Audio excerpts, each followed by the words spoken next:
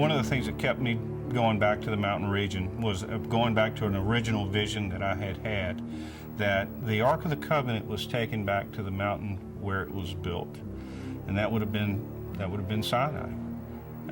And to further that idea, it was taken back to Sinai and put into a cave, and that cave was sealed off.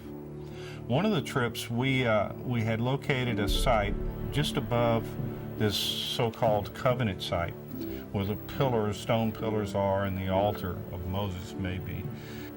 At that elevation, it was a good vantage point to see the eastern face of the mountain, and it was also an excellent campsite because it was a dished-out area, like a crater would have been, except it was a natural formation. We nicknamed it the crater because it was an ideal candidate for the area where the 70 elders would have come up and seen God come down on the mountain with Moses, Aaron, and Abihu. Who was it? Abihu? Nadab and Abihu. So from the crater side, I was able to climb down on the east side of the mountain, down a little wedge, a little wadi going down into the valley floor. It's about a 2,500 foot climb down. And in that area, I would get video. I have video of the pillars that Moses erected.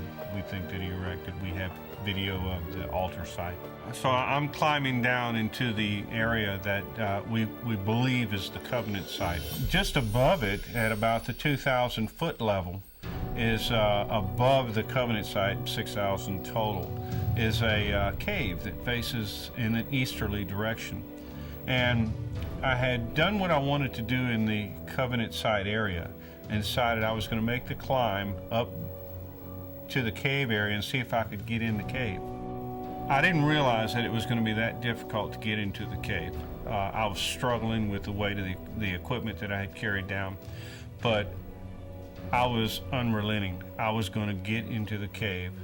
It goes back to the original vision that brought me out to the original or the traditional site of Sinai in the first place.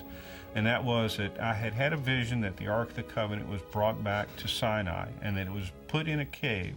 So all these things connected, and a cave in the front of the mountain was a real draw for me. I didn't realize that it was going to be that hard of a climb, but I was able to make it somewhat back up the path that I had climbed down into the area. And then it was around a rock face, a granite rise, and there was a slight path, a goat trail that I could navigate around. And I made it up to the elevation where the cave is, slightly above 6,500 feet, and was able to get into the entrance. Oh, this has been one grueling climb. No water. Forgot to bring the water, which was real stupid. But in any case, here's a cave.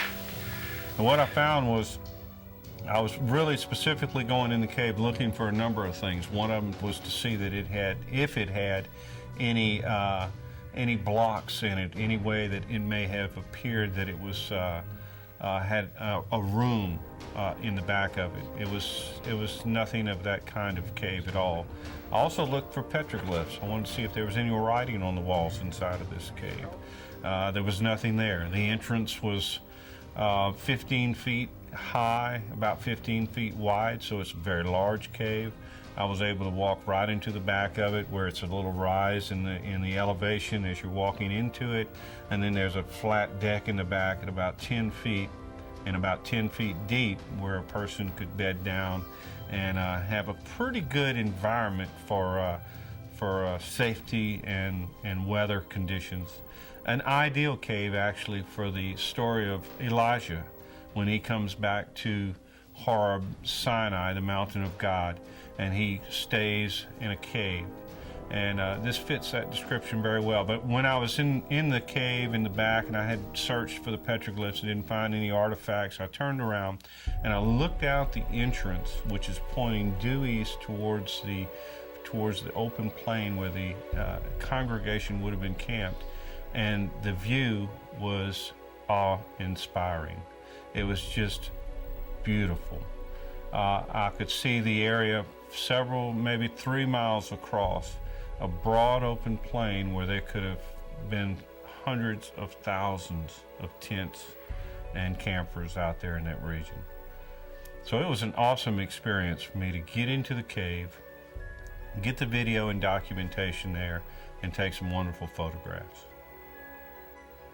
The area down in the valley that is the most heavily fenced and has the guard shack inside the fenced area, and at one time they did patrol and guard this area, there's a number of ruins there that represent several things, but one of them is the pillars, the white marble pillars that are out on a platform of chiseled marble, and a corral, looks like a bullpen style corral that would allow large animals to be brought up. If you study Exodus chapter 24, you'll see where Moses is talking about bringing large animals up for sacrifice. He's talking about building pillars that would, each one would represent one of the tribes of Israel. And this site perfectly fits that description. And in that erection of these things for a particular event to take place, and that event was the covenant that God made between Israel and himself. It was that marriage of the people with God, and that the elements that were there were part of that ceremony.